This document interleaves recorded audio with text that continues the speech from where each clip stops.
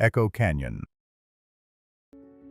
The sun was high when they dropped into the third canyon that morning, hooves clattering loose shale, the sound echoing off rust-colored walls that offered no shade, no relief, and no end. The wind didn't move down here, it hovered. Heat sat like a drunk on their shoulders, pressing down slow and mean. They hadn't spoken in miles. The tall one, the quieter one, rode with his broad-brimmed dark hat pulled low and his eyes behind dust-crusted lashes, scanning the narrow trail ahead. His shirt clung to his back, darkened with sweat down the spine, his left boot blood-crusted from the wound on his lower leg. He held the reins like he didn't trust the horse any more than the man riding beside him. The other one was broader through the chest, with a bandana gone stiff with dried blood tied tight around his upper arm. He rode slouched, shoulders forward, watching their back trail too often for comfort. Every few minutes, he removed his hat and wiped sweat from the band, then reached back and patted the bulging saddlebag slung behind him like a babe in swaddling. They didn't talk about what was in it, not anymore. Somewhere behind them, there'd been shouting, gunfire, smoke. 6 men rode in, and only 2 rode out. The rest bled on the sand beside that god-forsaken adobe stage stop. And now this. His horse stumbled.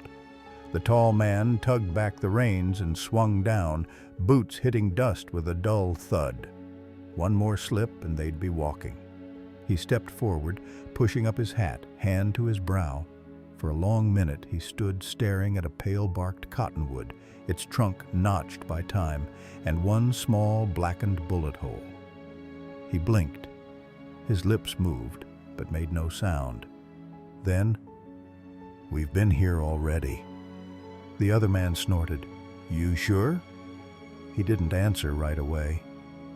It took a few seconds to realize he was utterly and completely lost. Not just turned around, not just off the trail, but swallowed whole by the desert, spun and stripped and spat out into the same place he thought they'd left behind.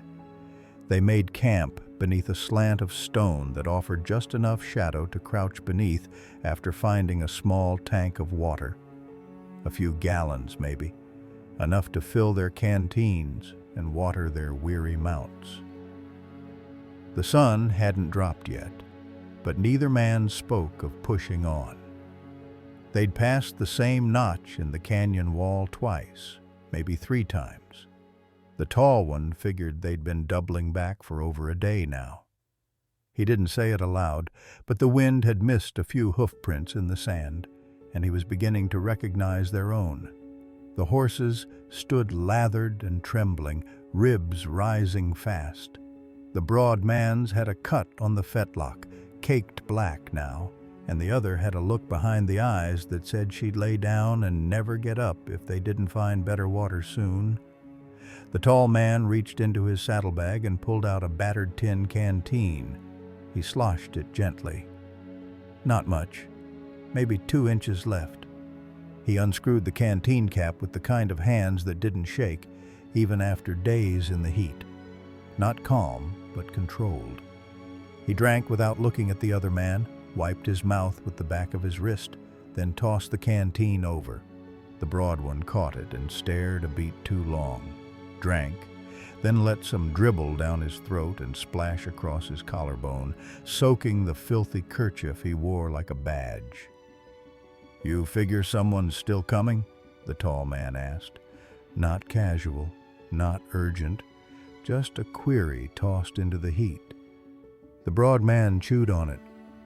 "They ain't gonna take that lying down, I reckon, especially when they know all but 2 of us made away and ain't in good shape. If and they are, they're riding better horses and are better outfitted." Silence. The kind that stretches wide in the open desert. "We split up," the tall one offered after a while, voice gone low and dry. "If we split now, they can't follow both." He couldn't agree to this plan, but needed to gauge the broad man. They could, with enough fellers. And besides, leave you with half the take? The broad man smiled, flat and toothless. You got the better horse. I've got the busted leg. Then you ain't going far alone, the broad man said. Besides, I'm the one knows the desert. Lot of good that's doing us. The tall one looked at his traveling companion. They both knew they needed each other for now, but the broad man had let slip his thoughts on splitting the take. Wasn't that always the plan? And now it was just 2 instead of 6. No, they each knew the other was waiting for the moment to take it all for themselves, as soon as they lost any pursuers and found a way out of the desert canyons alive. They stared at each other over the narrow glow of a fire built from dried brush and twisted grass. It burned fast, hissed with sand, and gave no warmth. But the night would come cold. Already the sweat on the tall man's back was turning chill, and his teeth clicked once before he clenched his jaw. The day had been endless. Now the night stretched longer. The broad man stood and walked in a circle, restless. He checked his revolver and spun the chamber slowly. Not in a showy way, just something to do. The tall man watched the reflection of firelight flicker off the cylinder and thought of how many ways things could go wrong. You didn't fire during the job, the broad one said, turning back toward him, voice low. Not till you had no choice to save your bacon. You were close to that first old fella that tried to stop us. Close enough to draw. But you didn't. Didn't have a clean shot. The broad one sat down again, brushing sand from his trousers. What was your name again? Didn't give it. Right. But you knew Briscoe? Brought me on the job, didn't he? We met in El Paso. He was in a bit of a jam, and I helped him out of town. Asked me if I needed work. Yeah, the broad one said, contemplating. He did bring you on, even though none of us knew you. Briscoe said it'd be smooth, the tall one said. A simple job on the way to the bank. Just scare the driver, grab the box, no one hurt. Next thing I know, Buckner's shooting the shotgun rider in the back and your dumbass is killing a man trying to raise his hands. The broad man bristled. Jobs go that way. Slow men end up in the dirt. Another beat of silence. Crickets started up somewhere in the rocks. The music you only hear when you're too far from anything else to be saved. You think we'll make it out? The broad man asked. Not mockingly, just tired. The tall one didn't answer. He was watching the stars, cool wind now, the canyon sighing. Somewhere behind them, down the winding trail of dead ends and blind drops, a horse might be moving, might be gaining. They'd emptied their water sources and at this rate wouldn't come to new ones anytime soon. He needed a new plan. The broad man helping him make it out no longer appealed to him. They were down to a few pieces of jerky, the last of the water. And every time one of them closed their eyes, the other's gun hand got a little closer to resting in his lap. They broke camp, such that it was, before the sun touched the canyon rim, the small, smokeless fire long gone to ash, and their legs stiff from sleep they didn't trust. The wind had shifted in the night. It carried a taste of stone and rot and something old, possibly them. The tall one led now, his horse's gait a haggard limp as he regularly looked over his back. He studied the gullies and outcroppings with the care a man gives to a land that might decide to kill him. The broad one followed, slower, more deliberately, the saddlebags slung across his horse like a second rider. Twice they stopped to check their bearings, and twice the tall one looked around and cursed low under his breath. Something wrong? The broad man asked. No. Then, after a moment, we've been here. You said that yesterday and the day for that. 'Cause this is the same damn stretch, the tall one shouted, louder than he should have. The big man looked up, scanned the line of stone above. Same buzzard-pecked tree, same chalk scar on the canyon wall. You said we were heading east. We were, or I thought we were. So why's the sun in our eyes? The broad one asked. They both stood still then, listening. There was nothing, just the clink of a bridle chain in the wind. No hoofbeats, no voice, but something crawled under the tall man's skin and settled there. They were being hunted, no doubt now. When they moved again, it was slower, tighter. The horses were struggling. The canteens were half full now, but would be empty by sundown if they intended to be alive. He knew they'd need to find fresh water before the sun rose again. By mid-afternoon, they reached a rise in the canyon, a slanted, rocky path that climbed to a low saddle. From there, they saw a trail cutting between two distant buttes. Wagon scars, the first sign of direction in days. They stopped. "I'll be damned, that's it," the broad one said, as he pulled off his hat and wiped his brow. "I'll cut through there, and I can be at Red Mesa by tomorrow. Water on the way, I reckon." He grinned and moved back down the rise to their horses. The tall man said nothing, just stared a moment. There was no more "we" from his companion. The broad man only said, "I." He let the weight of it settle as he moved slowly down the path, eyeing the broad man. He stopped at the bottom, and they glared at each other. And that's when the broad one drew. Fast, but not fast enough. A single shot cracked, loud in the canyon, echoing off the walls. The tall man's revolver had fired before the broad one cleared leather. The broad man hit the dirt with a grunt, hand still clawing for the pistol he hadn't cleared. Blood soaked into the sand. He wasn't dead yet. One leg kicked once. He tried to sit up, but the pain pinned him. The tall man stepped forward, gun steady, breathing hard through his teeth. "You son of a bitch," the dying man growled. The tall one stood over him a moment, then kicked away his pistol before grabbing his canteen and drinking everything it contained. He wiped his mouth and sighed, then spoke. "Name's Davin Ross, Pinkerton Detective Agency. Followed your outfit all through Texas.